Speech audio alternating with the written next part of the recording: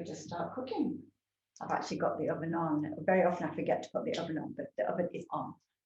My oven always heats up really quickly, so it's not a big deal if I forget. We've got a baking tray. It's not lined with baking paper. I'm actually using the small Thermomix, which is perfect for baking. It saves a lot on baking paper as well. So first ingredient is 440 grams of self-raising flour. If I can get this in without making too much mess.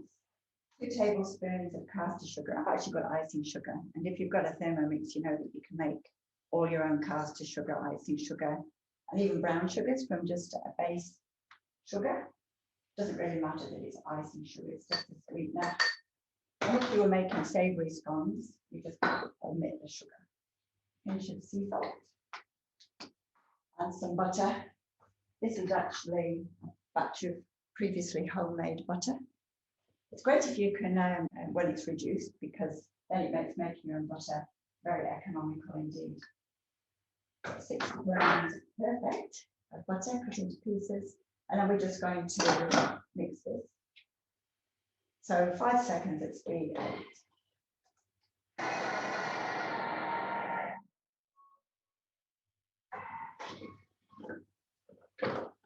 You're possibly all familiar. That's just actually mixed the sugar, flour, and butter to a fine powder. We're going to add 320 grams of buttermilk. So buttermilk traditionally is what's left when you've churned cream to make butter. So the liquid that's left, and which you'll see later on, is buttermilk. But if you haven't got buttermilk, you can actually make your own by adding a tablespoonful of white vinegar or lemon juice to 250 mils of whole milk.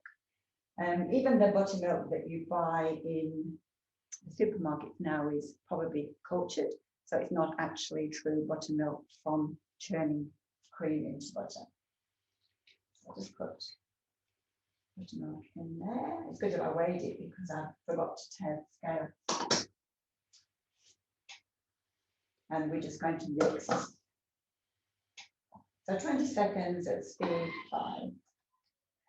I was always very frustrated when we lived in the UK, and even when we first moved to Australia, because although I love scones, I could never have to get my scones to rise properly. Tried all sorts of recipes, and you know, even made with lemonade and cream, but they were never that good. Always a little bit hard. And then I tried these buttermilk scones simply because I'd made some butter. They were great. We're actually just going to leave that now. So we're just going to do 20 seconds on the dough mode, which is one of the automatic modes that they're expensive. So that's 20 seconds of kneading. Now this scone dough is actually quite soft and quite sticky. So there it is. I'm just going to liberally put a bit of flour onto the thermo mat, and then we're going to get this dough out. So it's easier to release dough if you just turn the nut at the base of the Thermomix.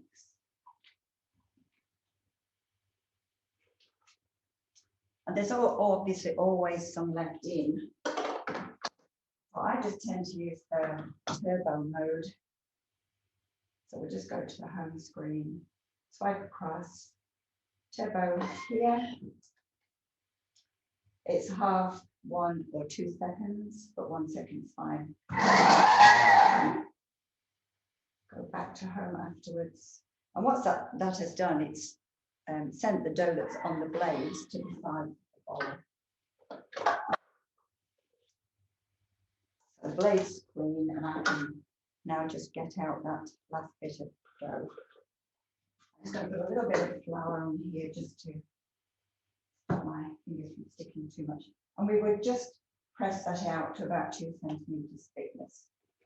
So I want to get on with the jam, so I'm just going to leave that there for a second. Just go back to the recipe, and I'm going to cancel that recipe. And then go back to recently cooked We're going to start strawberry and raspberry jam. Now this is actually a recipe from the British Isles on a Plate collection, and it's a very quick jam to make. I've made it with strawberries and raspberries, which is really very, very nice, but I've also made it with strawberries and mixed berries, and that just gives you a darker jam, and that's delicious as well. So it's really to your preference. The fruit that you add obviously has to contain a certain amount of pectin, and strawberries are actually quite low in pectin, so many strawberry jams will have something like an apple thrown in. Lemon juice also provides extra pectin, and this recipe does include some lemon juice. Balance it on the edge here, very dangerous. Okay, so we're going to start just by adding 150 grams of each of the fruits. So this is a recipe that is quick, but it makes one good jar, so you're not getting lots and lots of jars of jam. It's very easy to make more if you want to, but you're not left with lots of jam. So we're just going to pop the strawberries in. And although it says fresh, I've done this very successfully with frozen fruit. So that's ideal for any time of the year, but also if you get fresh fruit when it's reduced, then you can freeze it yourself and always have the fruit in. Frozen fruit's just perfect for so many desserts as well, and ice cream of course too. So we've got strawberries and raspberries. We've got 200 grams of granulated sugar. So that was 150 grams-ish of each of the two fruits, and 200 grams of granulated sugar. And that's an ish as well. You can actually add a tablespoonful of the jam setter sugar if you really want to be absolutely sure that it's going to set. I've not really had a fail with this. And then there's just some lemon juice.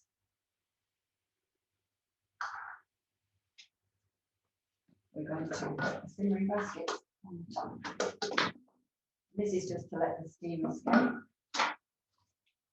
And it's 12 minutes at aroma and speed 1. I'm actually just going to make that 13. From experience, I think the extra minute is helpful.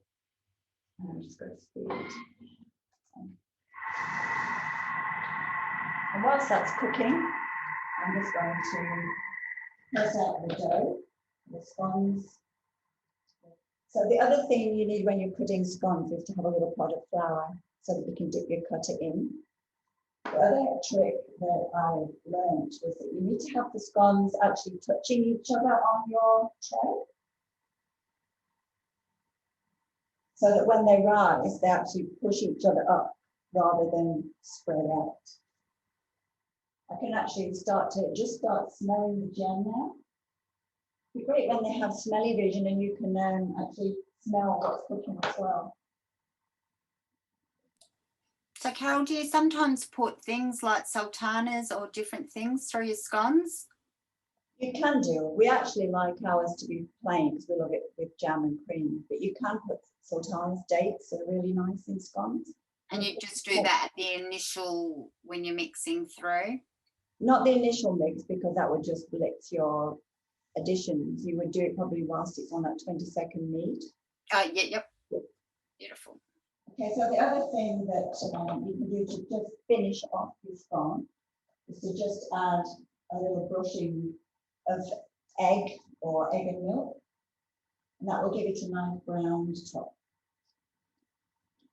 Just put these little beauties into the oven and I'll be right back. Okay, we've got 7 minutes left on the strawberry and raspberry jam. It smells really good.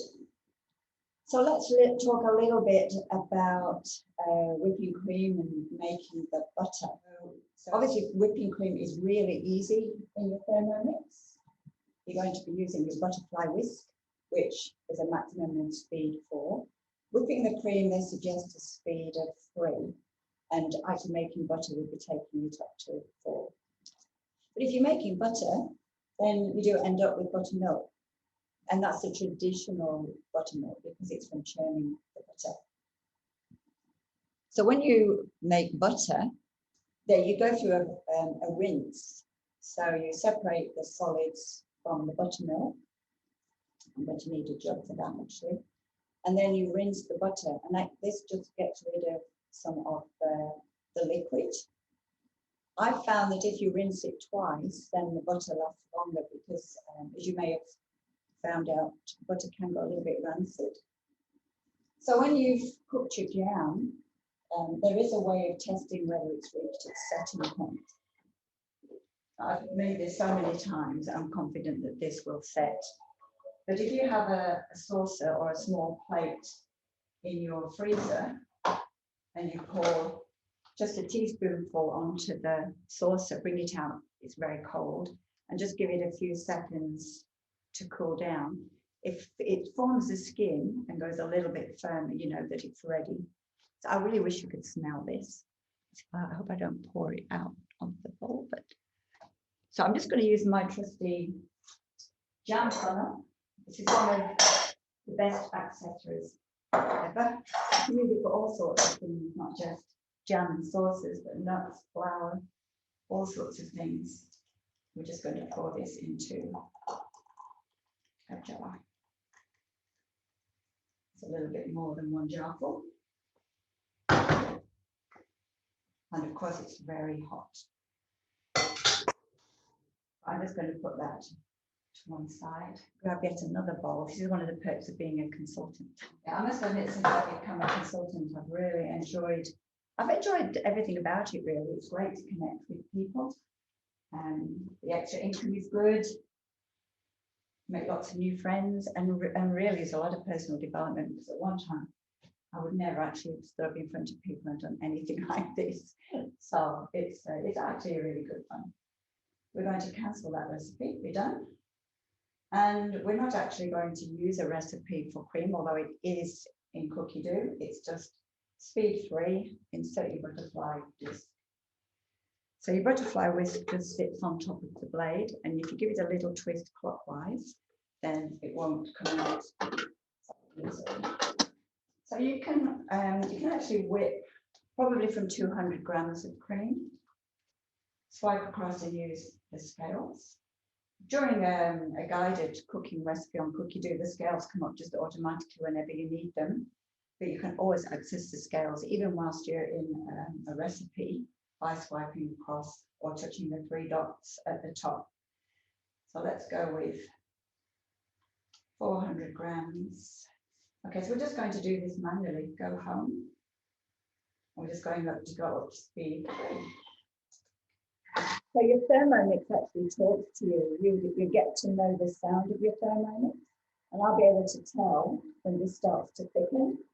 Yeah, although the recipe says to whip it on speed 3, I think speed 4 is probably better. I'm just going to take it over now. Sounds better.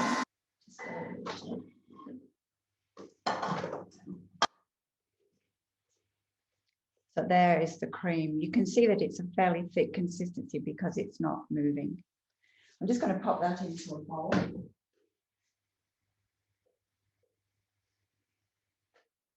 Hopefully you can see that is actually really nice dolloping cream now. And because I'm just going to go straight on and make butter, I'm not going to worry about cleaning the bowl. I am just going to have a little look at the scones though.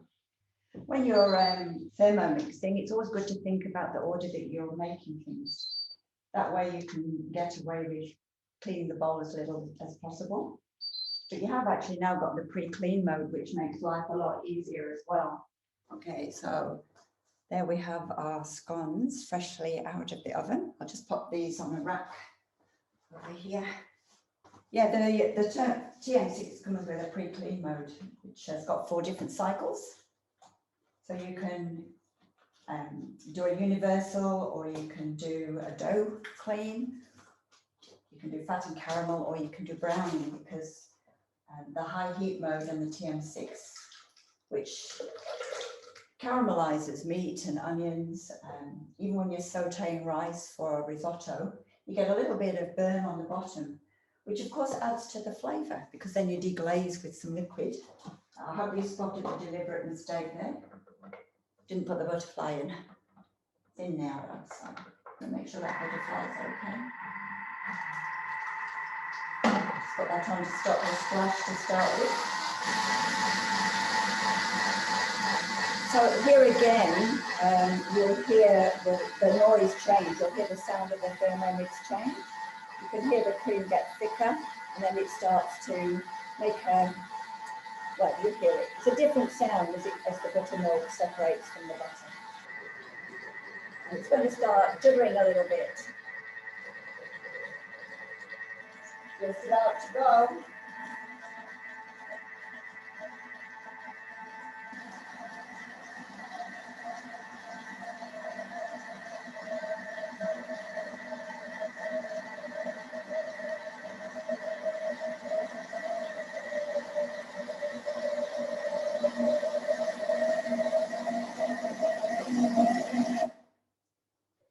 So the amount of time it takes to create your butter depends a little bit on the freshness of your cream. That's why it's actually good to get cream that's just about on its expiry date, because it happens a lot more quickly than that.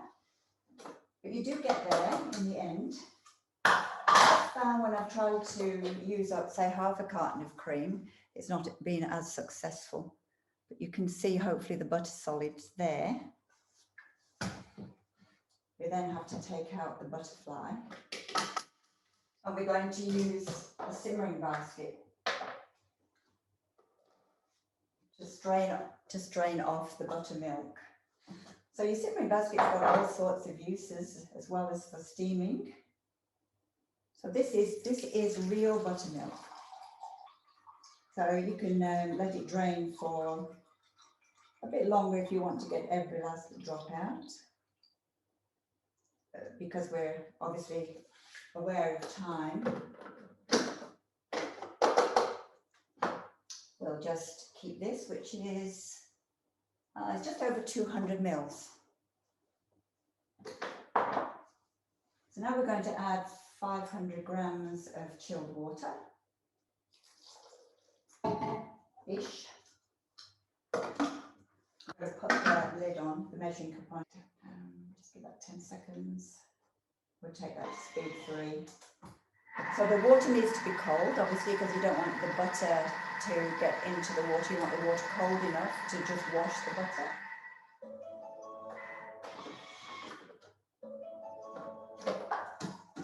So here we just got the butter solids in the water. And again, I want to separate that. I'm going to need to get a bowl. Actually, I'll just put it into one of my used Thermomix bowls.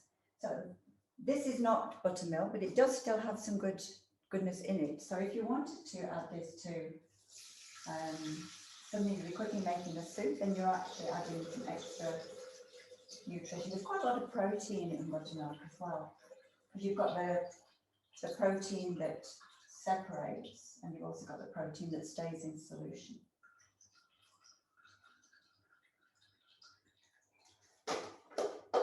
As I said before, I'm actually just going to do a second rinse because it makes the butter last longer. So it's about another 500 mils. And you can see even the second wash, there's still a little bit of milkiness in that liquid. I like to tip it out onto some baking paper or some greaseproof paper. There will be still a little bit of moisture in here. Tip it out.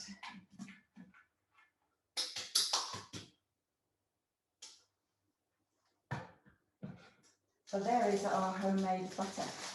And you can shake this with a bit of a squeeze. I usually like to drain it for a little bit longer. So I will put it back into the simmering basket and just put it on its end like that. And that allows the liquid to drain through. And of course you can flavour your butter as well. You could put some garlic in there, you put some herbs in there, some chilli in there. All sorts of ways of making flavoured butters. Okay, so we've made our scones. I don't know if you can tell on Zoom, but these are really nice and light and fluffy. They're still warm, which I think is the perfect way to eat a scone. You don't want a scone cold, you want it warm straight out of the oven. Just put a little bit of butter on. If I'm being good, I tend to avoid the butter and just put jam and cream on. will be decadent today and have some butter as well. We'll spoon a little bit of jam and then we'll dollop it with cream. So there you go. There's a fresh scone with homemade butter, homemade jam and freshly whipped cream. So I hope you'll have a go at doing all of that. And because it's taken us what, 3/4 of an hour to do all that. So that's pretty good actually. You couldn't get to the shops and back in that time, could you? These buttermilk scones are just really nice. And I guess very adaptable too if you wanted to make savoury scones. I haven't done that yet, but I will definitely have to give it a go.